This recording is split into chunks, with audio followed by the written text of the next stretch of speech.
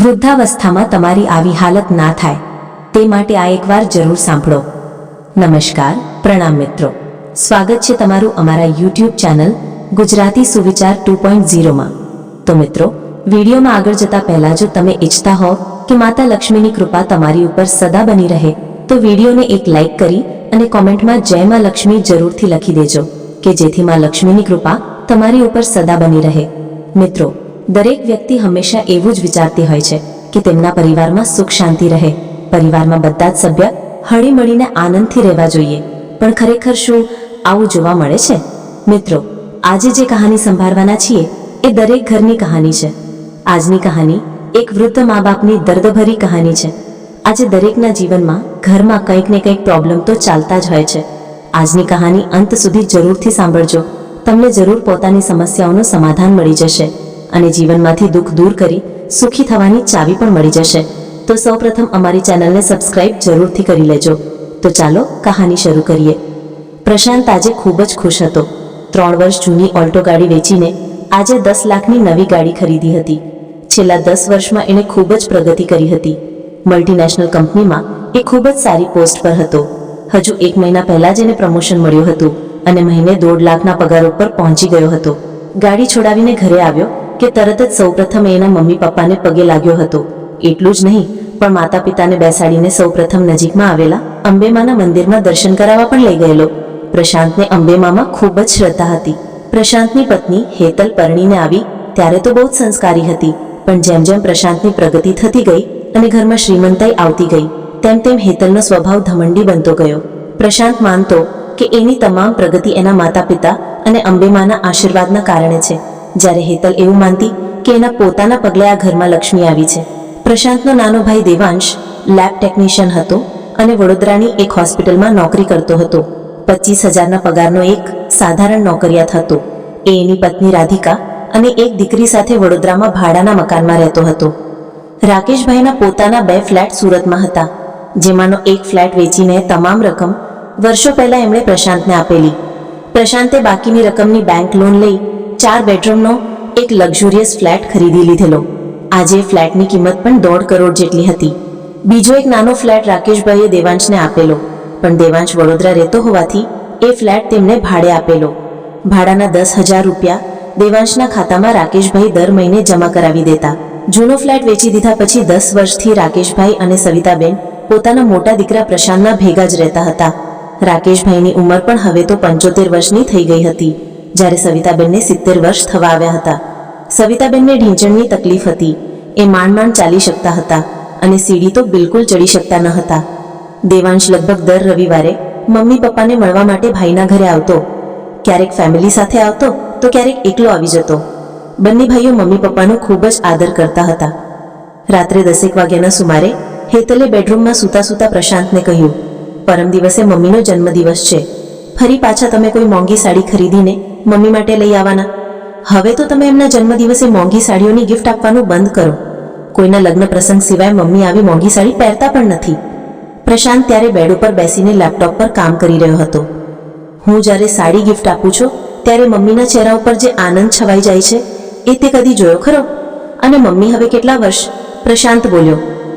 એટલે જ તો કહું છું કે મમ્મી હવે કેટલા વર્ષ? હવે સાડીઓ પહેરીને બહાર ફરવા જવાના દિવસો પૂરા થયા।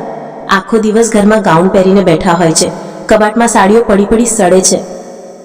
ઈશ્વરની કૃપાથી આટલું બધું કમાઉં છું તો 12 મહિને એકાદ વાર 3-4 હજારની એક સાડી ગિફ્ટ આપું તો એમાં ખોટું શું? અને તારા જન્મદિવસે દર વર્ષે 30-35 હજારનો સોનાનો દાગીનો ગિફ્ટ આપું છું, એ પણ બેંકના વોલ્ટમાં જ પડી રહે છે ને? મને ખબર જ હતી કે તમે ગિફ્ટ આપી આપીને એક દિવસ મને સંભળાવવાના જ છો, હેતલ મોં ચડાવીને બોલી। સંભળાવવાની વાત જ નથી। મમ્મીએ કેટલી ગરીબીમાં યુવાની વિતાવી છે એ તને ખબર નથી? મને ખબર છે। એમની ઢળતી જિંદગીમાં ખુશીઓ આપવાનો એક મોકો છે। મમ્મીને વર્ષોથી સાડીઓનો કેટલો શોખ છે એ હું જાણું છું। પ્રશાંત ભાવુક થઈ ગયો। પહેલાના જમાનામાં સાડીઓ લઈને પોળોમાં ફેરીઓ ફરતા રહેતા।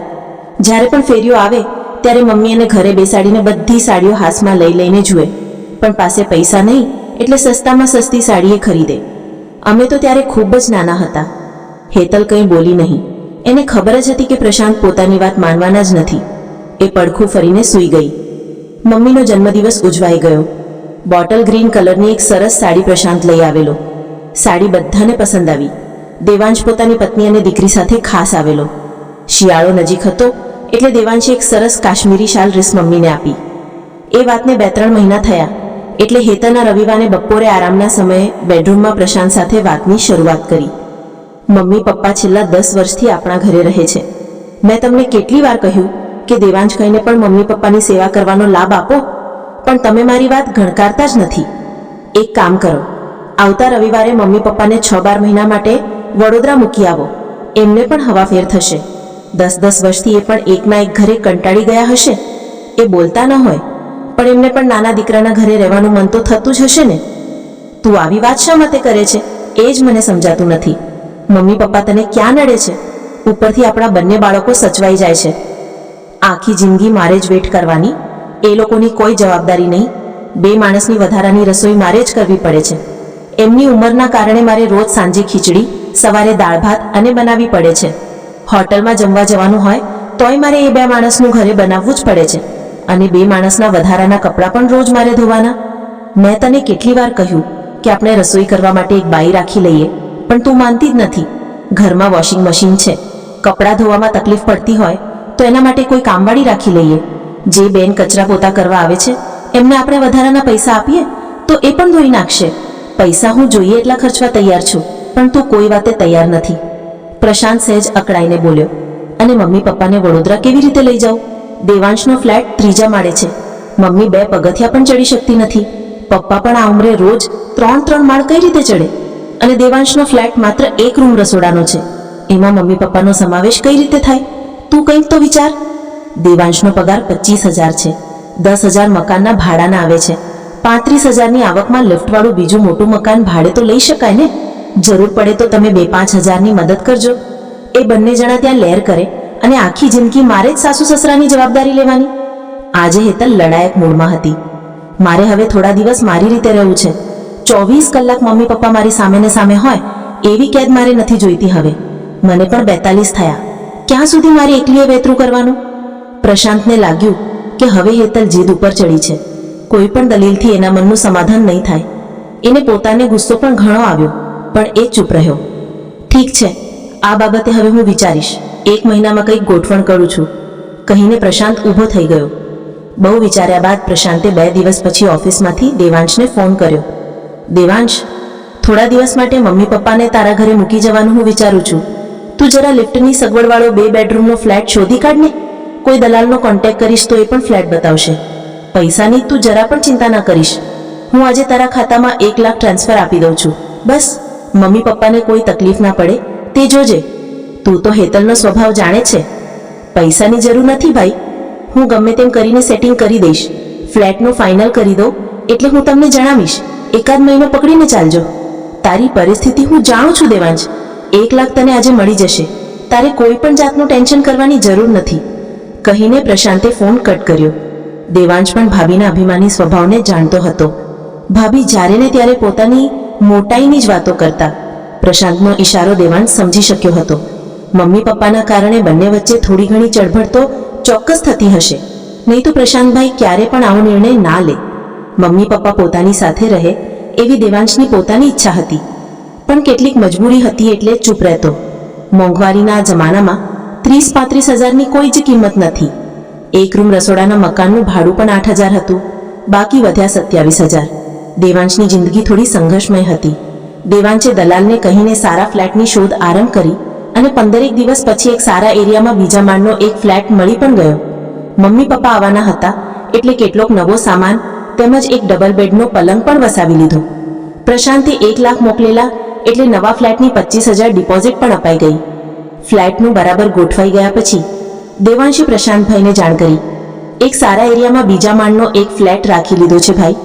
લિફ્ટની સગવડ પણ છે. એડ્રેસ તમને મેસેજ કરી દઉં છું. તમને જ્યારે પણ સમય મળે મમ્મી પપ્પાને મારા ઘરે મૂકી જજો. અત્યાર સુધી તમે એમની ઘણી સેવા કરી છે ભાઈ. હવે બાકીની જિંદગી મમ્મી પપ્પા ભલે અમારી સાથે જ રહેતા. રાધિકા પણ બહુ ખુશ છે આ નિર્ણયથી, પણ પ્રશાંત માટે આ નિર્ણય લેવો બહુ જ અઘરો હતો. હજુ સુધી એના મમ્મી પપ્પા આ વાતથી સંપૂર્ણપણે અજાણ હતા. બંનેના જીવનમાં વૃદ્ધાવસ્થાની આ ઉંમરે કાયમી સ્થળાંતર થવાનું છે એ ના તો રાકેશભાઈ જાણતા હતા કે ના તો સવિતાબેન. પપ્પા, ગઈકાલે દેવાંશનો ફોન હતો. એણે હવે 2 રૂમ રસોડાનો મોટો ફ્લેટ ભાડે રાખ્યો છે. એની ઈચ્છા છે કે મમ્મી પપ્પા મારા નવા ફ્લેટમાં થોડા દિવસ માટે રહેવા આવે. કાલે મને ખૂબ જ આગ્રહ કરીને કહેતો હતો. લિફ્ટ પણ છે એટલે મમ્મીને બીજા માળે કોઈ વાંધો નહીં આવે. પ્રશાંતે રાત્રે જમી પરવાર્યા પછી મમ્મી પપ્પાના બેડરૂમમાં જઈને વાત કરી. બેટા, દેવાંશનો આટલો બધો જો આગ્રહ હોય તો અમને શું વાંધો હોય, રહી આવીશું થોડા દિવસ. પણ એણે મોટો ફ્લેટ શા માટે લીધો? ભાડું પણ વધારે જ હશે ને. એનો કોઈ ઓળખીતાનો જ ફ્લેટ છે અને ભાડું પણ માત્ર 2000 વધારે છે. દેવાંશ કહેતો હતો કે એનો પગાર પણ થોડો વધ્યો છે, એટલે જ કહેતો હતો કે થોડા દિવસ મમ્મી પપ્પા સાથે રહેવાનું મન છે. ઠીક છે ભાઈ, તને ટાઈમ હોય ત્યારે લઈ જજે, રાકેશભાઈ બોલ્યા. સવિતાબેનને તો કંઈ બોલવા જેવું હતું જ નહીં. પતિના પગલે પગલે ચાલતા હતા. પતિનો નિર્ણય એ પોતાનો નિર્ણય, અને એ ટાઈમ આવી પણ ગયો. ફાગણ માસની એકાદશીનો શુભ દિવસ પપ્પાએ પસંદ કર્યો. 10 વર્ષ પછી રાકેશભાઈ પોતાના પુત્રના ઘરે રહેવા જતા હતા. વિદાયનો એ દિવસ બધા માટે ખૂબ જ પીડાદાયક હતો. પ્રશાંતના બંને સંતાનો તો મોટા ભાગે દાદા દાદી પાસે જ રહેતા, એટલે એમને તો આ વિદાય બહુ જ વસમી લાગી. રાકેશભાઈ અને સવિતાબેન ખૂબ જ ભાવુક થઈ ગયા. વર્ષોથી આ ઘરની માયા લાગી હતી. સવિતાબેન હેતલને બાથમાં લઈને રડી પડ્યા. એમને વહુને હંમેશા દીકરી જ માની હતી. હેતલ પોતે પણ છેલ્લી ઘડીએ તો લાગણીવશ બની ગઈ. આ ઘરમાં આવીને હેતલને જે પણ માન, મોભો અને સંપત્તિ મળ્યા હતા એનો યશ એની સાસુને જ જતો હતો. હેતલ સવિતાબેનની ખાસ બહેનપણી અમૃતાબેનની દીકરી હતી. અમૃતાબેનના ડિવોર્સ થયેલા હતા. મા અને દીકરી એકલા જ રહેતા હતા. લગભગ 18 વર્ષ પહેલા અમૃતાબેનનું કમળામાં અવસાન થઈ ગયું ત્યારે હેતલ 24 વર્ષની હતી.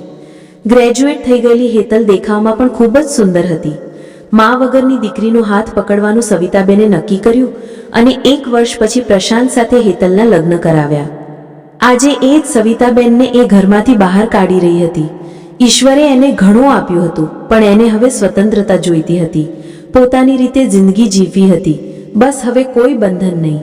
અને હેતલને બંધનમાંથી મુક્ત કરીને પ્રશાંતની ગાડી 3 વાગે વડોદરા જવા ઉપડી ગઈ. હેતલ હવે આઝાદ હતી. લગભગ 1.5 કલાકમાં પ્રશાંતની ગાડી દેવાંશના ઘરે પહોંચી ગઈ.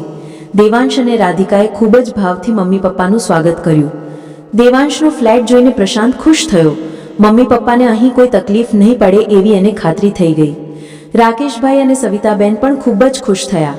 1 કલાક જેવું રોકાઈને મમ્મી પપ્પાના ચરણ સ્પર્શ કરીને પ્રશાંત નીચે ઉતરી ગયો. વિદાય લેતા એની આંખો ભીની થઈ ગઈ. ખબર નથી પડતી આટલા વર્ષે હેતલે કેમ આવી જીદ પકડી. જે પણ થયું એનું મને બહુ જ દુઃખ છે. મમ્મી પપ્પા તારા ઘરે ખૂબ સુખી જ રહેશે. નીચે આવીને ગાડીમાં બેસતા પહેલા પ્રશાંત બોલ્યો અને જતા જતા દેવાંશના હાથમાં 50,000નું કવર આપ્યું. પ્રશાંત ઘરે આવી ગયો, પણ આજે ઘર ખૂબ જ સૂનું સૂનું લાગ્યું. હેતલ પ્રત્યે મન ખાટું થઈ ગયું હતું. રાત્રે ઘરે આવીને કોઈની પણ સાથે વાત કરી નહીં. ચૂપચાપ જમીને સૂઈ ગયો. સમય પસાર થતો ગયો.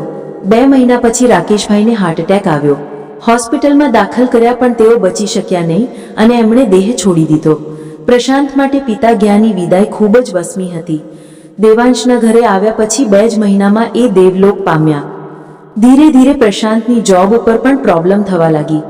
પ્રશાંત જે કંપનીમાં જોબ કરતો હતો તે કંપની પોતે નાણાકીય સંકટમાં આવી ગઈ, એટલે કેટલાક કર્મચારીઓને છૂટા કરી દીધા. પ્રશાંતનું કામ સારું હતું એટલે એને છૂટો ના કર્યો, પણ એની ટ્રાન્સફર બેંગ્લોર કરી. બેંગ્લોર સુધી જવાની પ્રશાંતની કોઈ જ તૈયારી ન હતી, એટલે એણે છેવટે રાજીનામું આપી દેવું પડ્યું.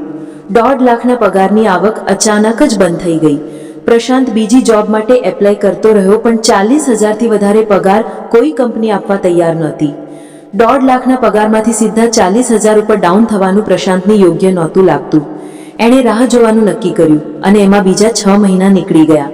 પ્રશાંતની આવક બિલકુલ બંધ થઈ ગઈ. જે પણ બચત હતી તે પણ વપરાવા લાગી. હેતલ અને બાળકોના સારા ભાવિ માટે લાગણીઓમાં આવીને પોતાનો 1 કરોડનો જે વીમો ઉતરાવ્યો હતો એનું મોટું પ્રીમિયમ પણ હવે તો ભારે પડવા લાગ્યું. પ્રશાંતને હવે તો પાક્કી ખાતરી થઈ ગઈ કે મમ્મી પપ્પાને આ ઘરમાંથી દૂર કર્યા એનો જ મોટો અભિશાપ એને લાગ્યો. જો કે સીધી રીતે તો એ પોતે જવાબદાર હતો જ નહીં, તો પણ હેતલની વાતમાં આવીને એણે જે આ પગલું ભર્યું એ એને ડંખી રહ્યું હતું. પોતાનો સાથ છોડીને પપ્પા 2 મહિના પણ જીવી શક્યા નહીં. હેતલે આબાદ ઘરને બરબાદ કરી દીધું. કોણ જાણે કેમ પણ મમ્મી પપ્પાના વડોદરા આવ્યા પછી દેવાંશને ઘણો ફાયદો થયો. એ હોસ્પિટલમાં જોબ કરતો હતો, તેને પ્રમોશન મળ્યું અને પગાર 25,000માંથી 35,000 જેટલો થઈ ગયો. દેવાંશ અને રાધિકા મમ્મીની ખૂબ જ સેવા કરતા હતા. પ્રશાંતનો સ્વભાવ હવે ચીડિયો થઈ ગયો હતો. એક પ્રકારના ડિપ્રેશનમાં એ સરી ગયો હતો. હેતલને પોતાને પણ સમજાઈ ગયું હતું કે પોતાની સ્વતંત્રતા મેળવવાની ઝંખના કુટુંબની શાંતિને ભરખી ગઈ હતી. મમ્મી પપ્પા જ્યારે અહીં હતા ત્યારે કેટલા બધા સુખના દિવસો હતા. એમના પગલે લક્ષ્મી પણ વિદાય થઈ ગઈ. એક દિવસ હેતલે જમતા જમતા વાત કાઢી, તમે હવે બાને પાછા લઈ આવો, એમના પગલે કદાચ તમને ફરી સારી નોકરી મળે. હું સ્વીકારું છું કે મારાથી બહુ જ મોટી ભૂલ થઈ ગઈ છે અને એનું મને બહુ જ દુઃખ પણ છે, પણ આપણે આ ભૂલ સુધારી ન શકીએ? મમ્મી હવે કદાચ પાછા નહીં આવે, એ ત્યાં વધારે સુખી છે. અને હવે લાવીને પણ શું, આંધી તો આવી ગઈ. હવે તો મારી કોઈ ઇન્કમ જ નથી અને ગાડી પણ વેચવાના દિવસો આવી ગયા. એના હપ્તા પણ ભરી શકું એમ નથી. એક સુંદર સપનું તૂટી ગયું. તમે આટલા બધા નિરાશ ના થાઓ, તમને સારી નોકરી મળી જશે. દરેકના જીવનમાં ચડતી પડતી તો આવતી જ હોય છે. તમે વડોદરા જઈને મમ્મીને લાવવાની કોશિશ તો કરો. હેતલની વાત માનીને એક દિવસ પ્રશાંત દેવાંશના ઘરે પહોંચી ગયો. સવારના 10 વાગ્યા હતા. દેવાંશ પણ ઘરે જ હતો. આવો આવો પ્રશાંતભાઈ, અહીં આવતા પહેલા ફોન પણ ના કર્યો? આજે તો ઘરે બધા મજામાં તો છે ને? રાધિકા બોલી. હા ભાઈ, તમે તો આજે સરપ્રાઈઝ આપ્યો. બસ રાધિકાની વાતને ટેકો આપ્યો મમ્મી. મમ્મીની બહુ જ યાદ આવી એટલે થયું કે થોડા દિવસ માટે મમ્મીને સુરત લઈ જાઉં. ચોક્કસ, તમારો પણ એટલો જ હક છે. મમ્મી બેડરૂમમાં જ છે, દેવાંશી કહ્યું અને બંને જણા મમ્મી પાસે બેડરૂમમાં ગયા. કેમ છે મમ્મી? મમ્મીનો હાથ હાથમાં લઈને પ્રશાંત મમ્મીની પાસે બેડ ઉપર જ બેસી ગયો. તું ક્યારે રવ્યો ભાઈ? પ્રશાંતને અચાનક જોઈને મમ્મી હરખાઈ ઉઠ્યા. બસ આવીને સીધો તમારા રૂમમાં જ આવ્યો છું. તમને આજે સુરત લઈ જવા છે. હેતલ અને બાળકો પણ તમને ખૂબ જ યાદ કરે છે. બસ આ રીતે અવારનવાર માની ખબર કાઢતો રહેજે બેટા, પણ મારે હવે આ ઉંમરે દોડાદોડી નથી કરવી. બાળકોને જ્યારે પણ દાદીને મળવાનું મન થાય તો એમને અહીં લઈ આવજે. ઉપરવાળાનું તેડું આવે ત્યાં સુધી મારે હવે દેવાંશની સાથે જ રહેવાનું મન છે. બેટા તું મનમાં જરા પણ ખોટું ના લગાડતો. તમે લોકોએ ખરેખર આટલા વર્ષોથી અમને ખૂબ સાચવ્યા છે. તે તો પાણી માગું ત્યાં દૂધ આપ્યું છે બેટા. પણ દરેકનો એક સમય હોય છે. તારા પપ્પા તો અંબેમાના પ્રખર ઉપાસક હતા. એમને તો ઘણી બધી બાબતોની અગમચેતી થઈ જતી. તે અમને દેવાંશની પાસે વડોદરા જવાની વાત કરી એના અઠવાડિયા પહેલા જ મારી તારા પપ્પાએ મને કહેલું કે આપણો આ ઘરનો ઋણાનુબંધ હવે પૂરો થઈ ગયો છે. ત્યારે હું કંઈ જ સમજી નહોતી, પણ અઠવાડિયામાં જ તે અમને વડોદરા લઈ જવાની વાત કાઢી. મોટું દિલ રાખીને મા બાપ વગરની હેતલને આપણા ઘરમાં હું જ લાવી હતી, પણ સમય જતાં હેતલનું દિલ જ સાંકડું થતું ગયું. ઘણી બધી વાતો છે બેટા, પણ મારે તને કંઈ કહેવું નથી.